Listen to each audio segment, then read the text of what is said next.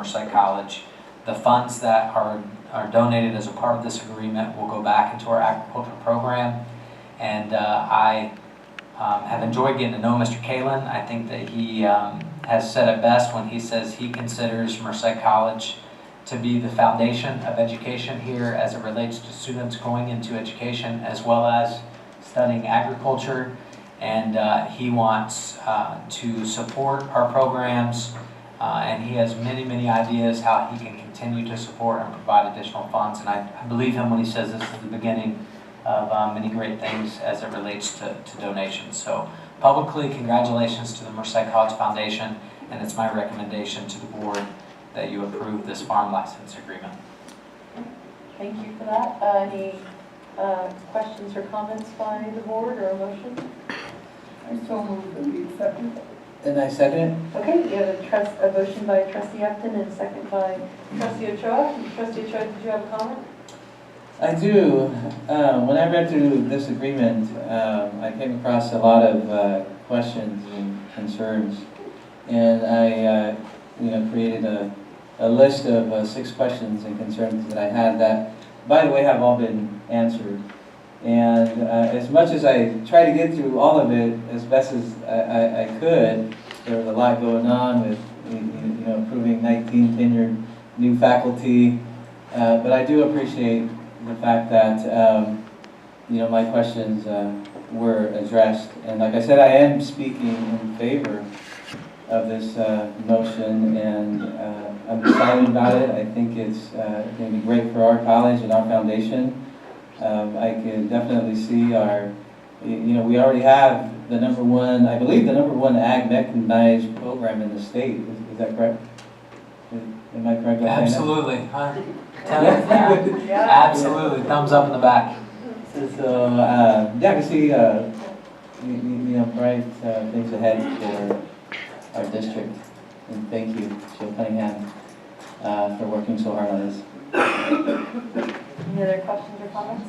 Trustee Gutierrez?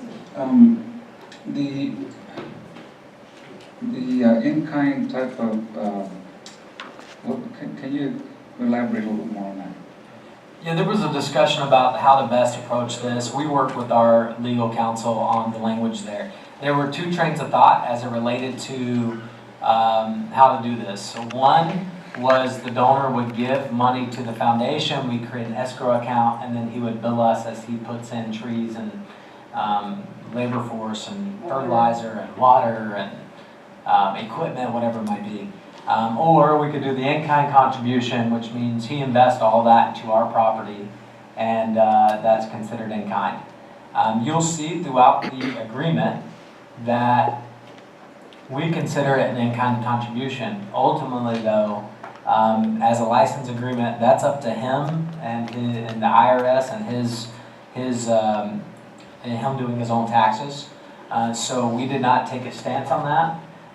But basically, it's going to cost about $1.8 million to establish the orchard with the 100 acres of pistachios, with all of the resources and equipment that it's going to take to get them to the time of production. They'll start producing year 7, full production around year 10. But essentially, no money will exchange hands the first 6 years. Correct. Madam Chair, Yes. Trustee Pedrosa?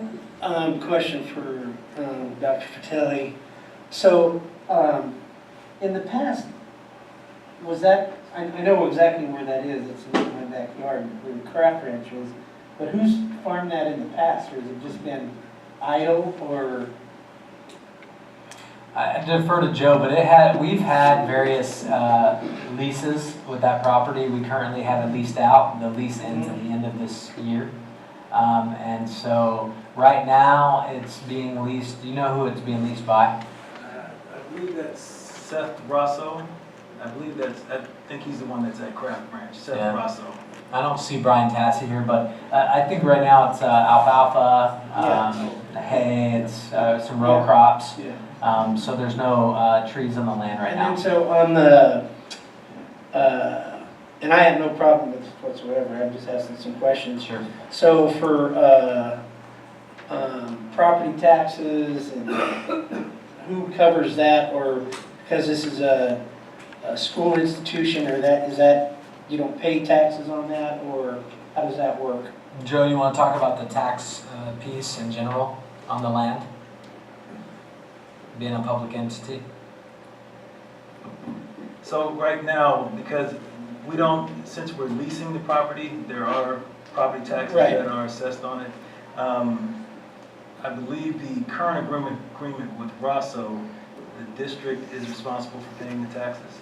But since this would not, the current agreement that is being recommended, since it would not be a lease arrangement, then there wouldn't be property taxes paid on that. Joe, there actually is a provision in there. It's in paragraph 14.2, and I won't. It's a possessory interest on the property tax, which essentially says that it's the tenant owner's responsibility on anything. And we're a non-taxable entity, Right. but basically the language says that because they then possess the property, that it's their responsibility to pay taxes. And failure to pay taxes by the tenant owner will be a breach of the contract pursuant to paragraph 22. And then as the trees, because that's going to be assessed, and Yeah. that's to the tenant, Yep. that'll have to take charge of all the value of the trees and all that, if I'm not mistaken. Yeah, that's correct, and it's spelled out, the taxes and assessments spelled out in 14.1 and 14.2. What we're going to do, which is not a part of the agreement, we're going to do before the tenant owner takes over the property, is we're going to have an assessment of the property completed before, and that way we have a baseline of what the value of the property is before we go into this license agreement. Okay, thank you. Any further questions or comments? I'm sorry. Trustee Atro? Thank you. In the license agreement, it does mention that if there's a surplus in crop production and that there will be an adjustment, sort of a profit sharing agreement when there are years of high yield. It didn't specify an exact number, so can I get some clarification as to whether there's a percentage there, or how is that going to be approached? It was not determined as a part of this agreement, but because it is a license agreement, our council has said that that can be negotiated between both parties at any time. And because it's a license agreement, if we find that there is not a greater benefit compared to the cost of having this license agreement, then it could be terminated. So that would be a discussion between us and the tenant owner if and when we got to that point. What we will do is document what the price per pound of pistachios are at the time that the tenant owner takes over the land. Right now it's $1.48 per pound. If the price, and we did talk about this with the tenant owner, and if both of us, if we could have come up with a good formula to put in, I think we would have considered it, but it's so nuanced. So for example, if the price per pound were to double to $2.88, the problem is that there are other variables that go into that also increase the cost associated with that. So it would be something we would have to sit down and have a discussion with based on a license agreement. And I see Dr. Upton is, Question. oh, okay, all right. My question is this: if for some reason we chose to quit the license, and this gentleman's put this amount of money into it, do we have to reimburse him when we take over the trees?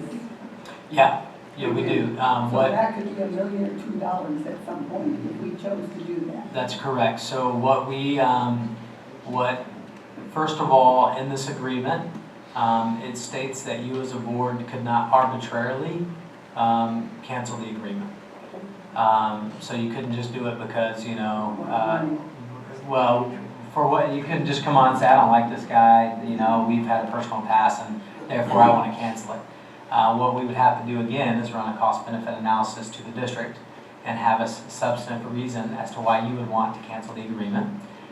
If at any point though, in the 7 years that you wanted to cancel it, or 20 years from now, what it says in here is that we as a district, if we canceled it, would pay the initial cost of investment of $1.8 million for the 7 years. Now, if we were to do that, Trustee Upton, we would still have our land and 100 acres of pistachios.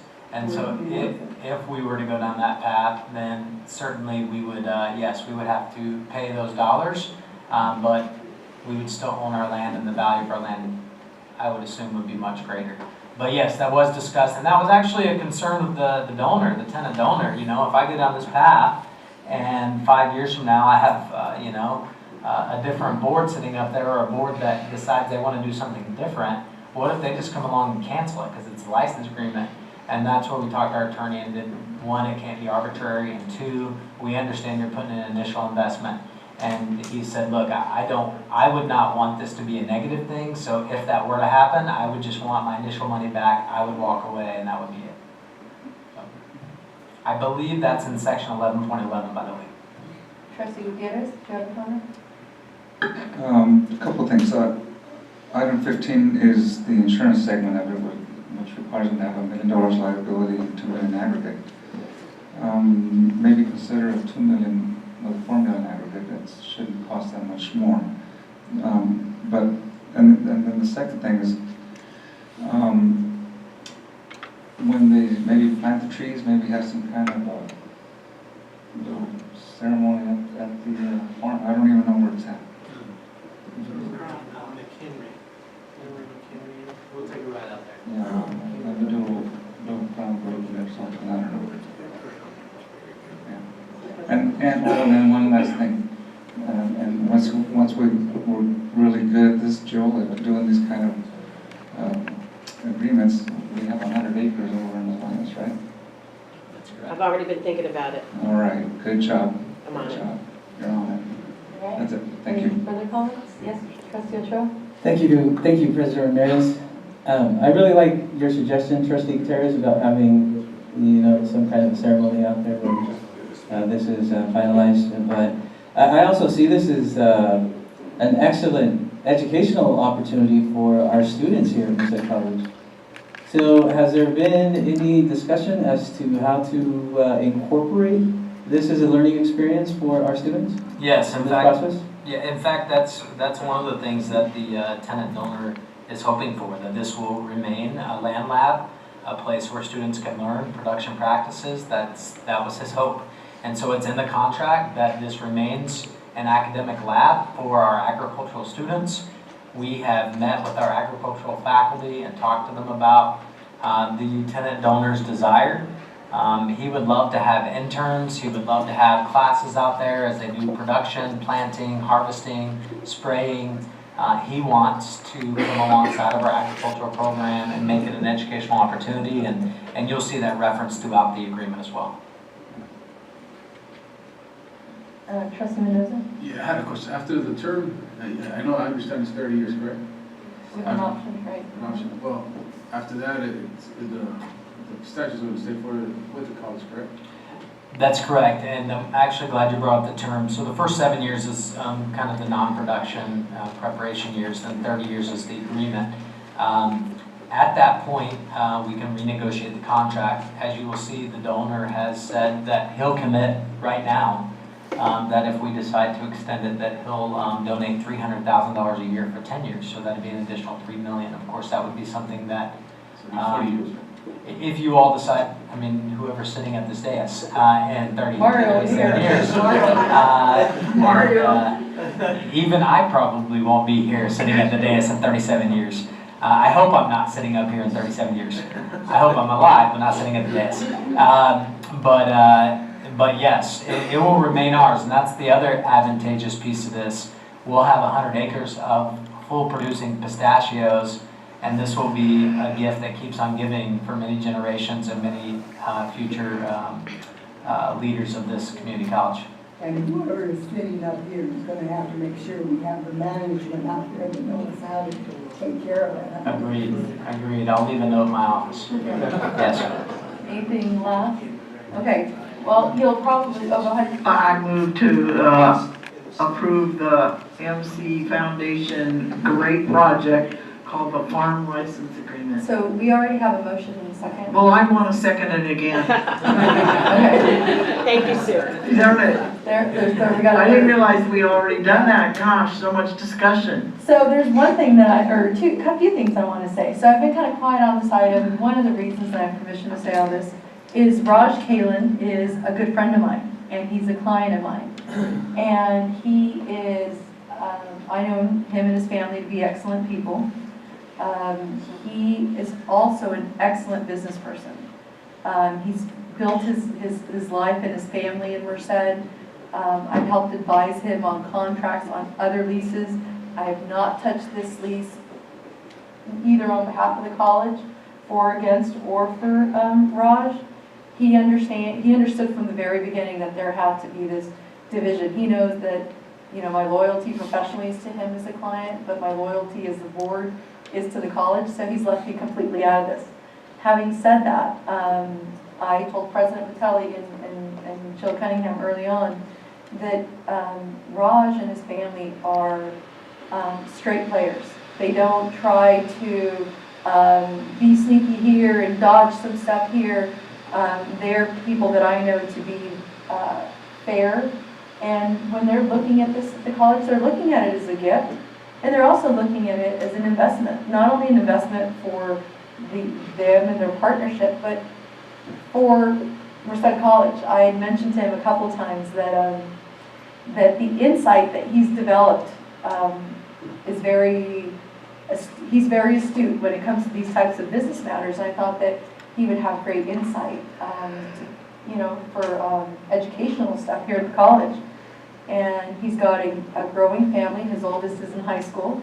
So he cares about Merced College, and he plans on being here for a long time. And a lot of other organizations have recruited him for donations before this, during this, and I'm sure now that it's going to be public.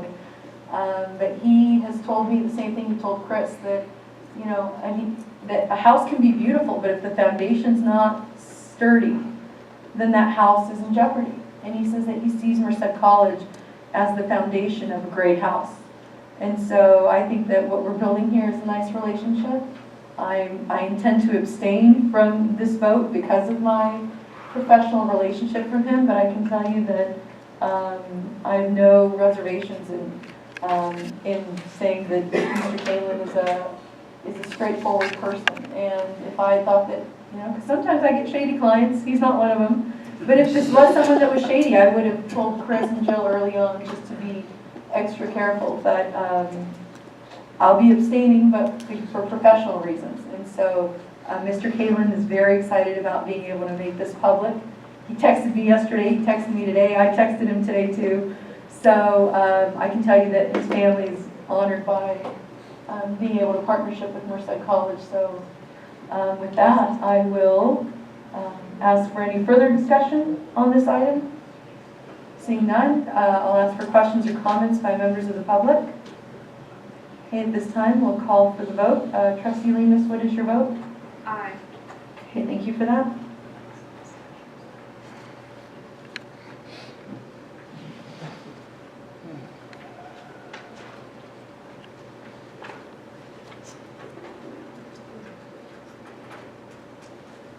Okay, motion carries 6-0, 1 abstention. Thank you very much, and congratulations, Jill. That's a nice gift and from a nice family.